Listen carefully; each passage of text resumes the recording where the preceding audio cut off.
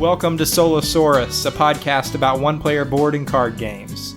My name is Brandon Waite. My name is Carter Mackey. And this is episode number 5, where we're talking about Peloponnes, the card game. And honestly, as hard as I tried, I just could not think of a stupid joke to go with this game. Yeah, I don't know.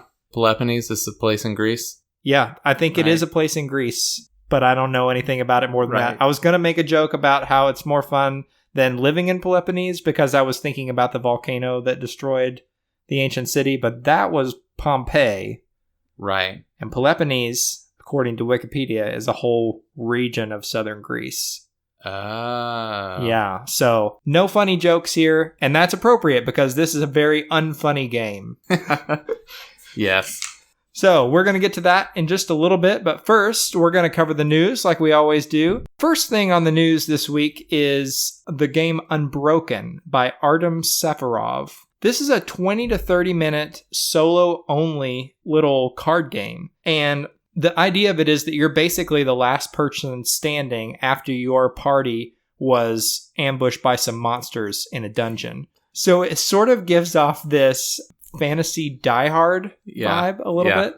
And so you're fighting your way through this dungeon, trying desperately just to get out and to get revenge on the monsters that destroyed your party.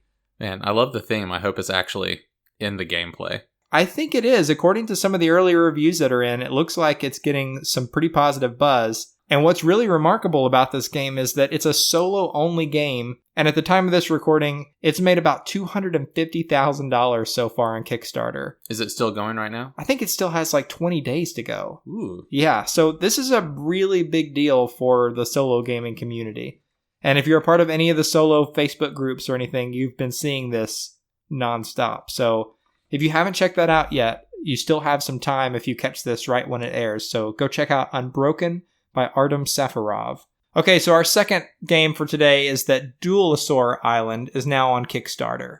Now, if that sounds like Dinosaur Island from Pandasaurus Games, that's because this is basically a 2-player version of it. This is something that we mentioned on the podcast a couple of episodes ago, and at the time I mentioned that it's a standalone 2-player game that could also be an expansion to Dinosaur Island.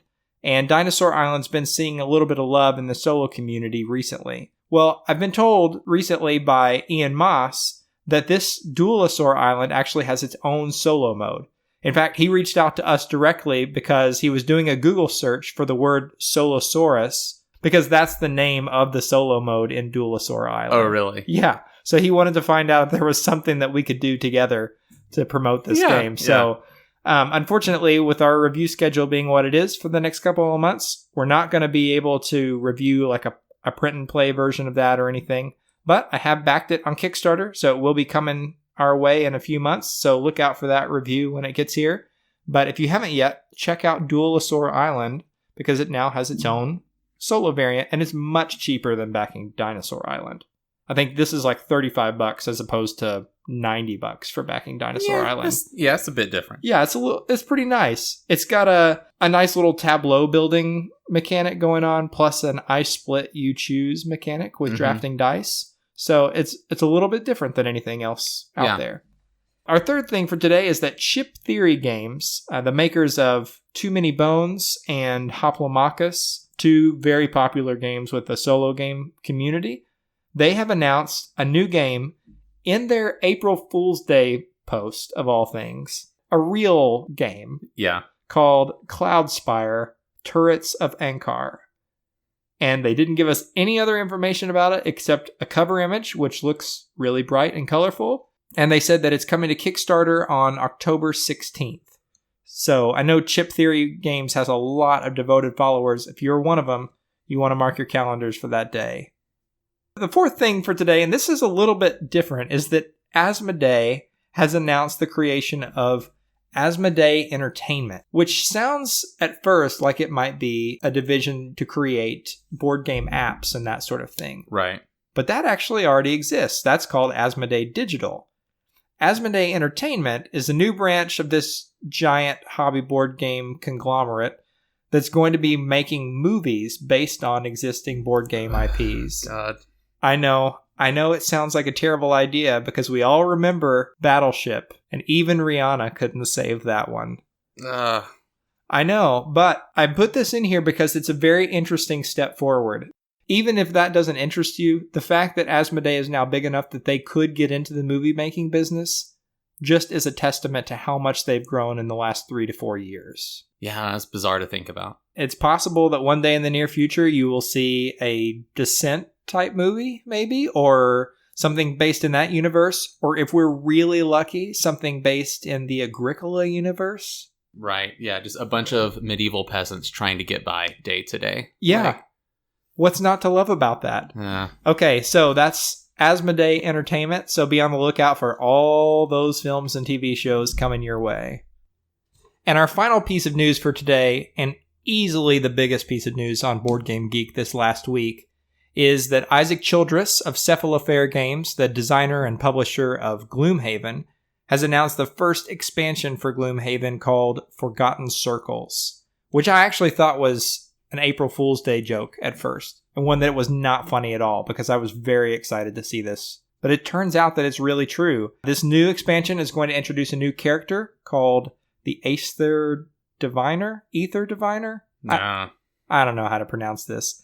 It's going to have that character, 7 new monster types, 3 new bosses, and 20 new scenarios that have to do with this new character trying to stop some approaching calamity. And the whole package is only going to be $30. How many scenarios was in the original Gloomhaven? 90. Yeah, that's a substantial increase. Yeah, it's a lot of content for that amount of money. I mean, granted, if you have Gloomhaven, there are probably 2 people in the world who've actually made it through the whole game at this point. Right. I mean, surely somebody has, but not me. How many scenarios have you made it through so far? I'm on the 3rd one. Oh, okay. But listen, I'm just bad at it, so it takes me a while. Right. But I'm so pumped about this. That's a great price point for so much content, and people are just clamoring for more Gloomhaven. Right. So, very excited to hear this. I guarantee you'll be seeing more about this in the near future. I do know that this is not coming to Kickstarter. So it's just going to be available for pre-order through Cephalofair and retail stores a little bit later this year. And that's all the news for today. So we're actually going to head into our review for the episode of Peloponnes, the card game. And this is a small card game designed from Bernd Einstein of Iron Games. It plays 1 to 5 players. It actually doesn't have solo rules in the box, but Bernd Einstein has put on BGG his own solo rules for the game, and they are done in the same format as the rest of the rule book, so they might as well have been included in the box. It's a small box auction and tableau building game where you are trying to use cards in your hand, which can be used as money or resources to try to bid on different buildings or pieces of landscape in the game that you will try to add to your ancient Peloponnesian city-state in order to build up your population and your victory points over the course of the game while you avoid natural disasters. So that's the whole idea of the game. The whole thing costs about $25 total. And like usual, we're just going to start by talking about the components. I mean, what did you think about the components for this game? Nothing great. Yeah. I don't know. That's sort of how I feel too. It's hard to have a strong reaction to what's in this box. Yeah. As far as the cards are considered, the cards are fine. They're serviceable, but they're pretty flimsy, and they don't have like a sturdy linen finish or anything like that. They kind of feel slick and unpleasant to hold on to. Yeah. And a little difficult to shuffle because they slide around pretty easily. Yes. I have pretty much the same feeling about the artwork. The artwork is serviceable. Right. And the graphic design, I think, is pretty clean on it. Pretty easy to understand. Yeah, I would say so too. But the art's never going to win awards. Yeah, I would say it ranges from mediocre to not great. Yeah, I would say that's true as well. It's not repulsive. Yeah, I don't reel in like anguish at looking at the art. No, it's sort of like the feeling that you get when you play Castles of Burgundy, if you've ever played that game. It does the job, but like that game, this is a totally unexciting color palette and art direction, all of that. It's not going to win any awards in the components department. Flimsy cards, a handful of cubes, and some okay art. That's where we are for the components. They're fine. As for the rulebook is a pretty small format. Few rules, I think. I mean, it's not a big, bulky rule book. It's not, in theory, difficult to get through. Right. Because it's only 20 pages, and we're talking about a quarter size paper, right? So, like the quarter of an 8.5 by 11 sheet. Right. Whatever the math is there. Yeah, it's a small format rule book, not very many rules, and really it's not a difficult game to understand. Once you actually get into it and start playing it, it's not bad. But I found that trying to learn how to play this game from the rulebook, not the easiest experience. Yeah, I wanted to die. It took me like 2 or 3 attempts just because of boredom. Which is crazy because we both played games that have much bigger, longer, more involved rulebooks than this. But for whatever reason, this particular one is just a chore to get through. And I think because a lot of the mechanics are unique, I think it's fair to say in this game. I mean, they're just slightly weirder versions of mechanics you see in other games. Right. It's hard to visualize how to play this game based on what you read in the rulebook. So the rulebook is short, but not easy to get through. And there are enough rules that are unusual enough that I do have to keep revisiting it. And it's not laid out in a way that's easy for you to revisit just to use as a reference tool. Right. Some of the rules are a little... Like, I mean, I guess it's there, but they're a little brief in the, like, there's not examples. And so I had to reread them a couple times to make sure I was doing it right. Because I didn't want to, like, the first game I was constantly mindful of, like, thinking that I was probably doing something wrong and giving myself too much of an advantage. I could see that. And it's not helped by the fact that this is not a very thematic game at all. Right. Yes. And so when a game is particularly thematic, at least for me, the rules are a little bit easier to get a handle on because it just makes sense that you would do a thing a certain way. Right. And part of this might just be that I've never run an ancient city-state. Right. You know, so maybe it's highly thematic. I don't know. Yeah. But it doesn't feel that way. And so it just felt like the rules didn't stick for me. Yeah, absolutely. On the other hand, the solo rules that come with this game, often one of my gripes with solo rule sets is that they are really long and add a lot of extra stuff to the game to make solo mode work. This really doesn't. It's one page, it's a very simple rule set, and as long as you grasp everything else that you've already learned in the main rule book, it's very easy to transition to solo. Right. And let's also clarify about one page is that's pretty big text. Like it's it is a small set of rules to use it as a solo game. Absolutely. But one of the interesting things about the solo rule set is that it does change this game from what is essentially an auction game if you play it multiplayer into basically a drafting or hand management style game. That leads us into the play of the game. The idea of this is that every turn you're getting these money cards into your hand. And on one side of these cards, there's a picture of a coin to remind you this card counts as one money. And on the other side of the card is a picture of a resource, either a population point or wheat or stone or wood. One of those things on the other side. And so you have to choose during the course of this game, do I want to spend this card from my hand as money to try to bid to get buildings? Or do I want to use the resource pictured on the other side to actually build the buildings once I get the card? And if you were playing this multiplayer, you would have to bid on these buildings by taking multiple money cards and sort of sliding them under one of the available 6 buildings in the middle of the table. And then if you get outbid, your cards that you've already bid have to be transferred to another building on this tableau. And in the solo game, that whole aspect is removed. So instead of doing that, what you have in front of you is the cards in your hand, and then 6 cards that are available in any given round, and you get to buy one of them. And so you just spend the cards from your hand, and you pay the lowest printed price on the card. And that's it. So the auction element is removed, but it still offers a lot of tense decisions, I would say. Yeah, absolutely.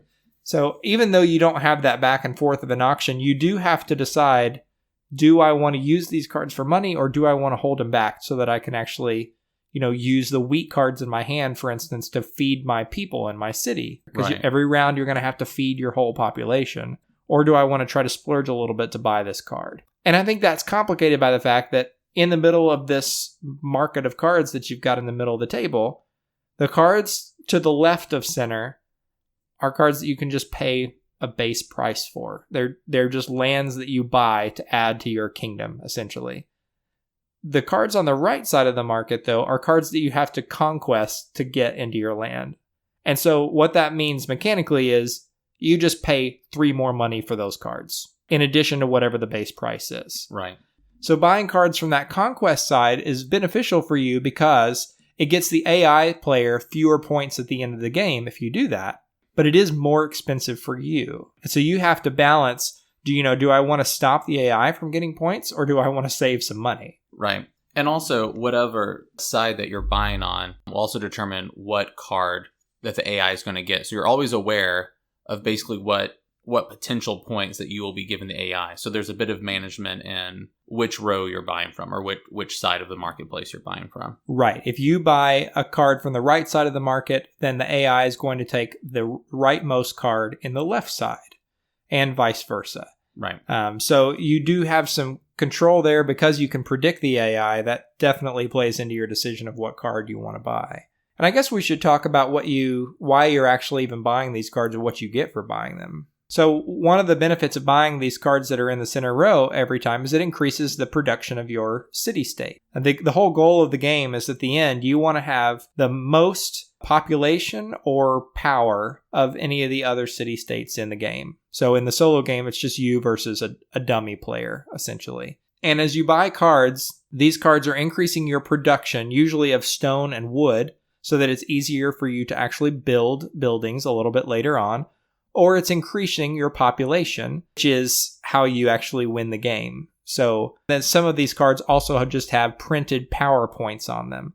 And so over the course of the game, you're going to increase your production, making it easier for you to get more money and to buy more buildings. But by the end of the game, you also have to do that balancing act that happens in several Euro games where you say, okay, I think I've got enough production power at this point that I need to start focusing on building up my population and my victory points, because at the end of the game, your score is the lower of those two values. So if you have more power points than population, your score is going to be your population. Right. I would say the process of managing that, it's a really enjoyable balancing act of like what card choices you're making as far as buying or like new cards you're getting, how you optimize that, like balancing it with engine building, having enough food for population at different points, because you will have to feed those people at some point. So yeah, I think it works really well and is very, I feel like, manageable in a cognitive sense. It's not like overwhelming.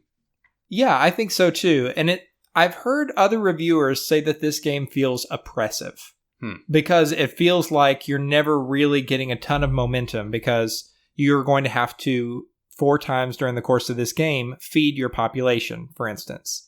And when you do, I mean, it's always pretty tight coming up with the wheat that you need to feed your people. Right. And you're always struggling and feeling the pain of trying to use a card for money to buy a card to add it to your kingdom versus using it for the resource depicted on the other side to actually build it. Right. But I don't get that feeling from this game. Yeah. Maybe I've played too much Agricola to even notice. True. You're just used to the punishment. Yeah. Yeah, no, it never felt oppressive or like I was really having to, I don't know, just strain my brain to make sure I was like taking care of everything. It was normally pretty manageable. I will say, I mean, part of that though is, I mean, for me, part of that is I noticed after the first game, it was hard to keep up with how many people I had, how much power I had, or victory points, and then how much I was able to feed. And so after that, instead of just counting it up every single time I wanted to make a choice on what I needed to build, I just started writing it down and updating it whenever I took a new card. And it made it much easier to play and kind of manage the game and just, I guess, play well. And it made the game go a lot faster also. And you really do have to do that kind of management because, unlike normal games where you're just grabbing up victory points at the end of a game wherever you can find them, here you do have to be very conscious of, okay, right now, I have 16 people, right? Which you can only determine by counting up all the little people icons on your cards in your tableau, which by the end of the game, you have 10, 12 cards in your tableau. It gets annoying going back and forth, counting them over and over. And then you're also trying to take a look at that number and compare it to your victory points or your power points and say, okay, which one is higher? Because you've got to keep them. Ideally, you want them both to be going up at exactly the same rate. Right. And because you're doing that math over and over, which you really have to do to be successful, you're just going to end up doing that counting trick over and over. This game desperately needs a tracker Oh, yeah. Some kind of a track or a rondelle or something where you can keep track of those Right. people that you get over the course of the game. Right. Oh, and don't forget that there's also people that you either possibly have as cards or as a part of your bonus resources that, or like your luxury card too, that like you don't have to feed, but will go into calculating your final score at the end. Yes. It's a lot to, I mean, it gets annoying to like make all those calculations over and over and over again. Yeah, and I'm sure if you're listening to us talk about this game and you've never actually seen it before, it's very hard to visualize the kind of game that we're talking about here. Right. But let me tell you, it's not a ton easier when you've got it in front of you, I would say. Yeah. It's a pretty abstracted experience. Yeah, absolutely. Very spreadsheety, very mathy. And if that's not the kind of experience that you're into, I don't think that you're going to find a lot of enjoyment in this game, because that's the beating heart of it right there. Yeah. It's mathing it out. This game is all about managing production of points or resources or whatever. There's some variability at the start of every game where each time you play, you get a different city state. And that city state will give you maybe a starting number of power points or a starting production of wheat or wood or stone. And over the course of the game, you're going to try to grow that. And so it does push you in a particular direction, I think, to a certain extent. But really, you need to be a jack of all trades in this game. Unlike other Euros, you can't sort of pick a path and stick to it. No, you're pretty much, I feel like you're just optimizing what you have in front of you. Yeah. When I say that it pushes you a particular direction, I guess what I mean is you can see where you're excelling now. You know, I'm really good at wheat production, for instance. Right. That just tells me I need to get good at the other stuff that I'm not good at yet. Right. You're not really developing a different strategy. No. And so by the end of the game, what you have created ends up feeling very similar to what other players have created. Right. But for me, I think the satisfaction came from kind of solving it as a puzzle and solitaire experience. Yes, I would say that's certainly true. And if this was all the game was, just trying to balance production and these two different kinds of victory points with that weird in-game scoring, I think that would already be pretty intense, and it would take a lot of brain power to sift through that every game. But the wrench in the works for this game is the whole time you're playing, you also have these 4 to 5 different disasters that could strike your city at any point during the course of the game. Every round, when you pull out cards that make up the market for that round, the first 2 cards that you pull out are going to have symbols at the top. And those symbols are going to match the symbols of different disasters that could befall your city. And whenever that symbol has come up 4 times, then the depicted disaster happens. So sometimes it's famine, for instance, which means then that your largest wheat producing card just gets covered up. Right. And you just don't get the production of that card for the rest of the game. Right. Which is crazy because having that covered up can make a huge difference when it comes time to feeding your people. The same thing is true, some of the other disasters are decline, for instance, which covers up your luxury goods card, which is something that we haven't talked about up to this point. When you buy a card, you pay stone or wood to buy it. But if you produce more stone or wood than what you're actually paying for this card, then the excess becomes luxury goods for you that are tracked on a little tracker on this card in front of you. And these luxury goods are great because over the course of the game, if you're ever short on money or wheat or stone or wood, you can just spend those resources from this luxury goods track. They're like wild goods, essentially. Right. It's a really neat way to bank all of your extra production. Unfortunately, if the decline thing happens to your society, you lose what I think is one of those things that's almost essential to doing well in this game. Yeah, it gets if you lose that, you get capped out at 3 luxury goods? Yeah, you get capped out at 3, whereas the rest of the time you can have a 20? I think it's 17. 17. Is the max. And those come in very handy. I've had several games where I had 16 or 17 luxury goods and spent all but 2 of them on the last round. Right. When it comes time to feed all your people, you have to pay 1 wheat for every population you've been gaining during this game. And you need population to win. And that means you're spending a lot of wheat when it comes time to feed. Right. Oh, you need those luxury goods. Right. And so having it capped at 3 is just brutal. Right. Yeah. Thankfully, as you're buying cards, one of the other things you have to consider then is that on some of these cards, they have special abilities that say things like, if you buy this card right now, you won't be affected by X disaster. Right. which is so great because there are sometimes cards that just don't give you that many points, but that help you to avoid a disaster that are so tempting to you when they come out onto the market. So one of the ways you can avoid these disasters is either by collecting 3 different symbols of a particular disaster type, just that are on the top of the cards that you buy in this game, or you could buy one card that just says, hey, skip this disaster altogether. So, I mean, it's a very big deal when you find one. And one thing that's nice is even if like one of these disasters or catastrophes, I guess is what they call, but the way you can, even if you do get affected by one, if you get if you're able to mitigate it even after it's happened, you will get to still get the benefits of those cards during the scoring portion of the game. So it can like affect your kind of like tableau building part, but you can still kind of undo some of the damage, which is nice. Yeah, it is nice. It does feel painful taking a card that has a symbol for a disaster that you've already experienced. Right. Because you're not preventing other disasters. But it is nice that they give you that option to recover. Right. Yeah. And I want to say regarding these disasters, this is one of the things that reviewers point to sometimes when they say that this is an oppressive game. And I get what they're saying. A lot of Euros nowadays have you trying to build an economy and you're getting more powerful and you're gaining momentum and you're able to buy more buildings and amass more money. And they've completely removed, most games have completely removed this element where this bad thing could happen to you and you're trying to find some way to avoid it. Right. That feels old-fashioned in a lot of ways. And it can feel oppressive when you're not actually building up something, you're just hoping to avert disaster. Right. But in this game, it doesn't feel that bad to me. Yeah, I think for shorter games like this, it just doesn't really, that doesn't get to me. And I have a really high tolerance for that in games of this kind of length. And I guess just the way it feels, I don't know, manageable. And it's like, well, I'll just try again next time. Yeah, I would say the same thing. I mean, in my opinion, it feels a little less oppressive, for instance, than Agricola. I think there's more momentum in this game than in Agricola. And Agricola doesn't have, disasters that befall you.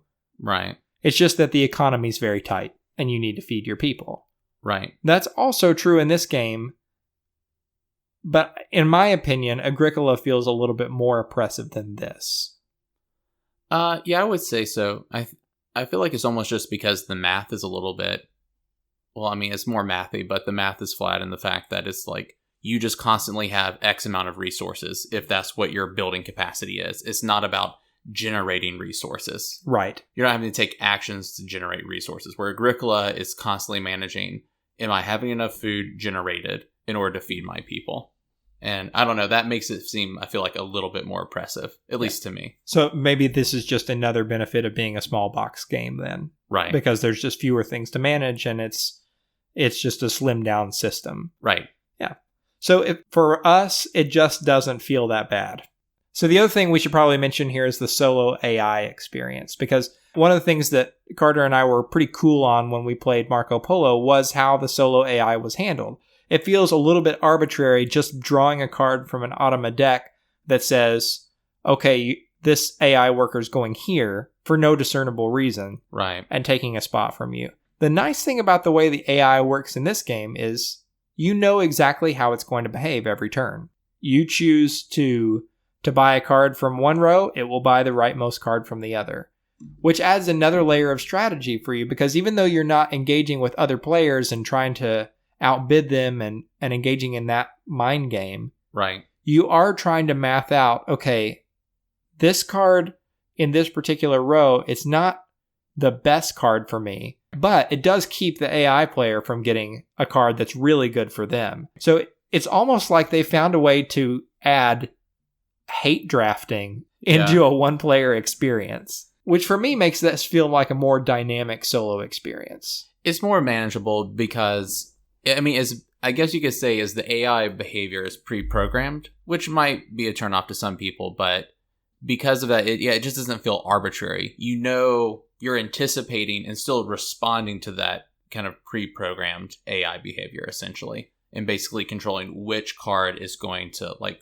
what section of the marketplace is going to buy from. It's still, I mean, I would say it still felt kind of solitary beating a high score. Like there's a little bit of the dynamics there, but for me, it still felt mostly like I was playing myself, but that was like an interesting thing to throw into the equation. Yeah, I would say that's true. The advantage that this has over a beat your own score type variant is that element, I think, is still there if you want to see, if you want to compare your score from one game to the next. But it still gives you an opponent to play against and that sense of beating someone else that makes a game satisfying. Plus, this system is very streamlined in a way that makes the handling the AI player not fiddly at all. Right, absolutely. They don't do a lot of the things that you do. They've stripped down what they need to manage to the bare minimum. And so when you play this game, it's quick to set up. It's a meaty experience given how many cards and components are in this game. Yeah. And I still am able to knock out a game of this in 20 to 30 minutes. Yeah, I would say my second game was probably about 30 minutes. Yeah, which is really nice because there are a few games that I could think of that would make my brain hurt as much as this one can in its toughest moments. Right. That also play in this amount of time. For me, when I play this game, I always have to revisit the rules because it's not very thematic and I need to get it back in my head again. But what keeps me coming back to it is that I know I'll have a satisfying experience in a short play time. Yeah. One other thing with the AI and how the scoring and kind of replaying the game over and over again, the rules for the game one, you have so many advantages with extra resource production and being able to buy extra cards once per, age or epoch or whatever. Yes, which is incredibly powerful. Right. And as you play, it slowly takes away, like if you play subsequent games, it tells you to keep basically taking away those advantages. And so it's not just how badly can you beat the AI, it's taking away your handicap so you can continue to try to maximize and do better. And it will be more challenging, a more difficult version of the game. Yeah, it's sort of a ladder climbing system almost. Right. I don't think there are ways, if I'm remembering correctly, there aren't ways to actually tweak the AI to make it harder. Right. It's just a harder game. It's just a harder set of rules for the game as a whole. Right. It just takes away more advantages for you, which is a really neat way to manage something like this. Because for me, then, that means you've got to beat your own score mechanic, you've got an opponent from game to game, and you've got a set of challenges out from game to game that change. Which means this is a pretty replayable solo experience. Yeah, I would say so. The variability of the cards every game, the fact that they're never going to come out in quite the same order, the fact that there are different city-states that you can start with, even though it's not a huge deal, they don't give you a special power or anything. Right. It's still not the same start you always have. Right. All of that makes each game feel pretty different. Add into that the fact that you've got this little ladder that you can climb. I think it's a series of 5 different games that they outline in the solo rules. It's a solid package when you consider that the cost of this game is only $25. Oh, yeah, absolutely. Since you've played this game a lot more than I have, how many times have you lost at kind of the harder settings of the game? Oh, I would say by the time I made it to game 3, I was losing more than half the time. Okay. And that's a testament to how bad I am at solo games in general, I would say. Yeah. But I found it to be very challenging. Okay. But not so challenging that it felt impossible, which for me makes for a really great solo experience. Right. If I win a solo game the first time I play it, I'm pretty turned off by that game. Not always, but often. When I do manage to win, I want it to feel momentous. Right. And I would say the very first game of this I played, I won pretty handily. But it was one of those things that okay, I know this game's going to get harder, and there's still a lot for me to understand about the game. Yeah, there's a lot to understand, and this is one of those games that definitely has multiple layers of strategy that reveal themselves to you when you're pressed by the game. And so, like Carter mentioned before we started recording this, that his first game, he won pretty handily when he had all of the advantages that game 1 gives you. Right. But by the time he started playing the second game, then you start factoring in, okay, this game isn't really just about how many points I get. It's also about how I manage what the AI is getting. Right. Your first couple of games, you don't really have to think that much about those, and you can still win. Right. If you're going to be successful in the later games, you're really playing what the AI gets as much as you're playing what you get. Right. And I like that. It just it's kind of it's a difficulty level is it scales up that you can you get better at it, so it's easier for you to start thinking about other aspects of the game. Yes. And, this isn't the kind of game that you could play 10 times in a row, I would say. Right. This is, even though it's short, it is meaty. And I think for me, at least, it's dry enough and the rules are just odd enough that I enjoy playing it, even 5 or 6 times. When I choose to come to this game and revisit it, I'll play it 5 or 6 times in a row over a couple of nights. But then I'm probably done with it for the next 6 months or so. Right. That's what I would anticipate for me too. Like playing a series of games in a row, nothing like ludicrous, and then probably not really wanting to play it for the next 6 to 9 months, and then pick it back up and have another little series and then put it back away. Yeah, this isn't going to be the cornerstone of your game library, but it is going to be a fun little diversion for you. If you're just looking for a nice, clean palate cleanser type game, I think this is a good one to come to. It's crunchy enough that you're going to have a good time, but it's not going to totally captivate you for the next 2 days, right? Wondering, could I have done this thing differently? Which brings us to the end of the review here, where we're going to talk about the things that we think are good in the game, the things that are bad, and the things that are just ugly.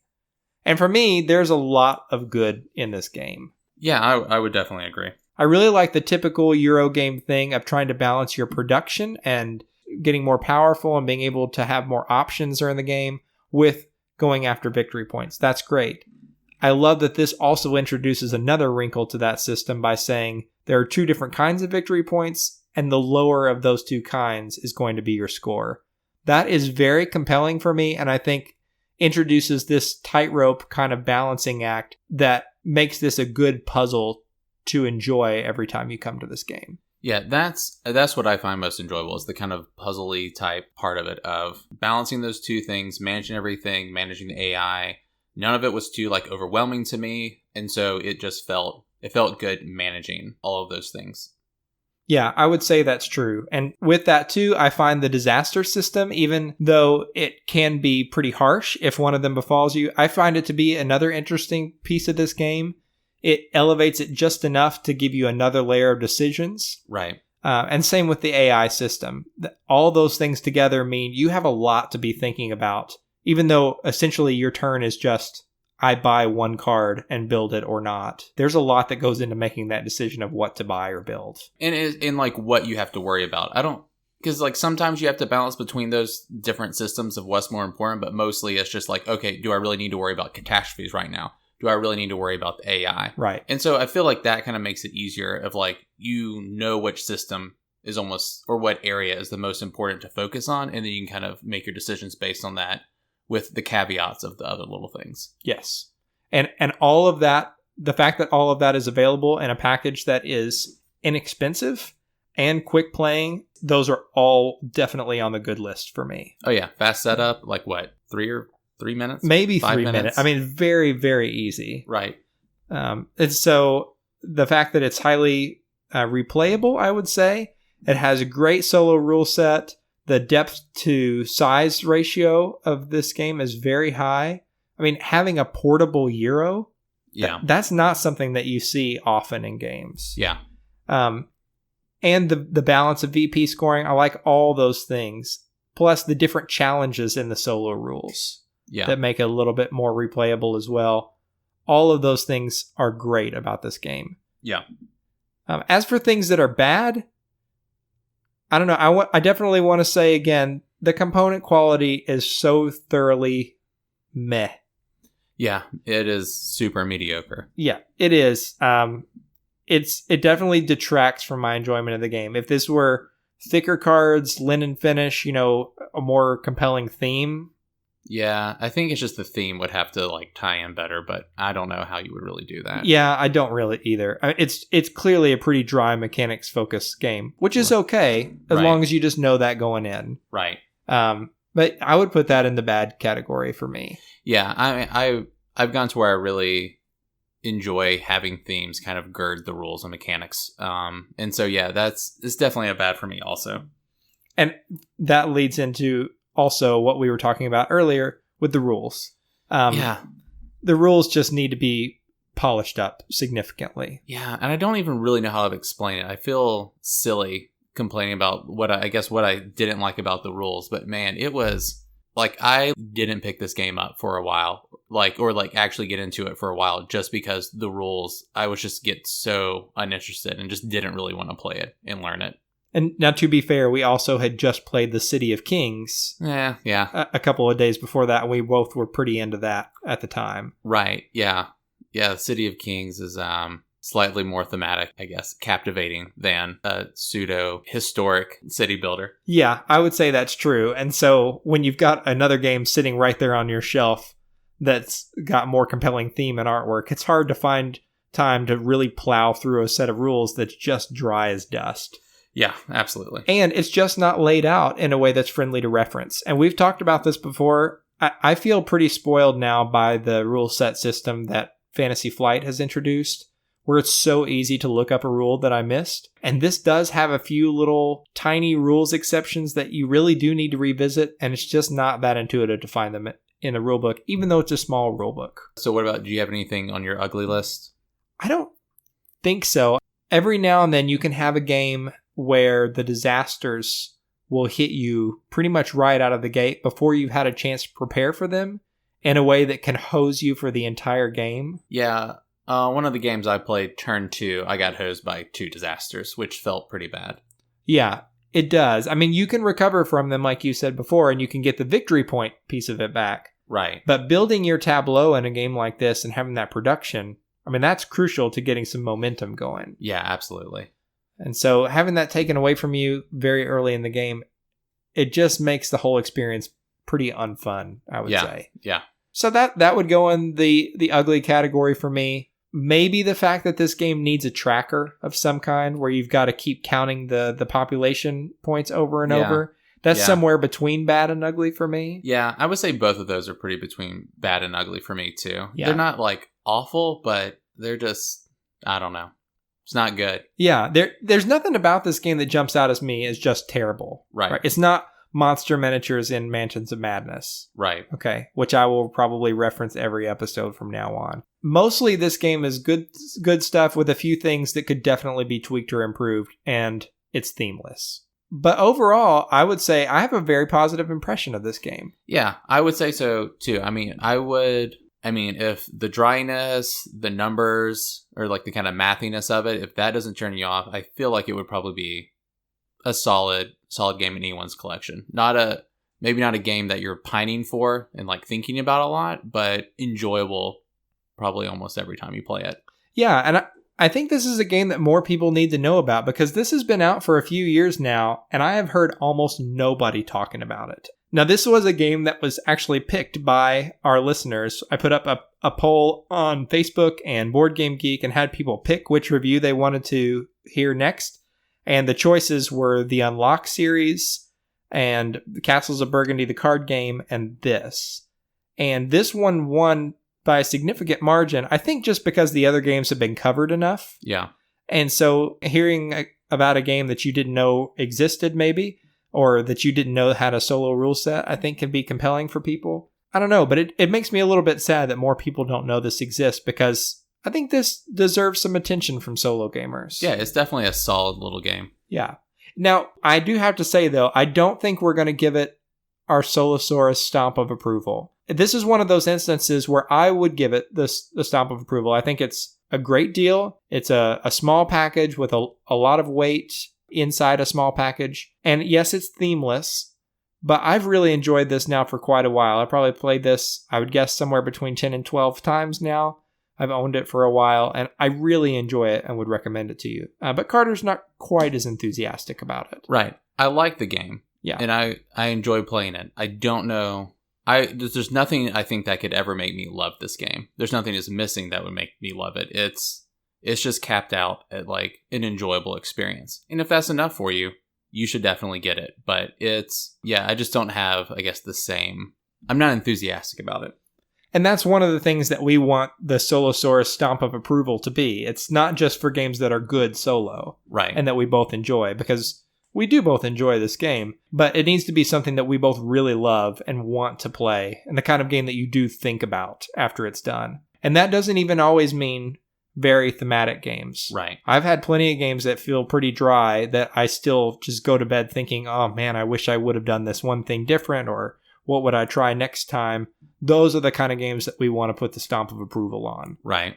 And so for now, I think we're going to have to say Mansions of Madness is still going to be our only stamp of approval game. Right. At this point. We both recommend this game to you. If you're looking for a small but pretty chunky Euro experience and you don't have a lot of money to spend, check out Peloponnes, the card game. It's a great experience. And this is also, by the way, a game that Rahdo from Rahdo Runs Through really enjoys. Oh, okay. So I think the Peloponnes Big Box game is one of his top 10 of all time. This is where I first heard about that. Oh. And then I heard almost nobody talk about it for a long time. So yep, so that's where we are. That's all we've got for you this episode. We want to tell you, if you haven't yet, go and follow us on Facebook. You can find us on Facebook at facebook.com/Solosaurus. We're also on Instagram. Our handle is Solosaurus Podcast on there. We post lots of pictures on Facebook and Instagram of the things that we're playing or which games have arrived in the mail, things like that. It gives you a chance to interact with us and tell us about what you've been playing and what you're thinking about. So come and find us on Facebook and Instagram. You can also email us at solosauruspodcast@gmail.com. And if you haven't yet, go ahead and rate us on iTunes and subscribe to us on there, because the more subscribers and ratings we have, the easier it is for other people to find this show. And the more people who find it, the more stuff we are able to do for you all and for the solo gaming community. So until next time, though, my name is Brandon Waite. My name's Carter Mackey. And this is Solosaurus.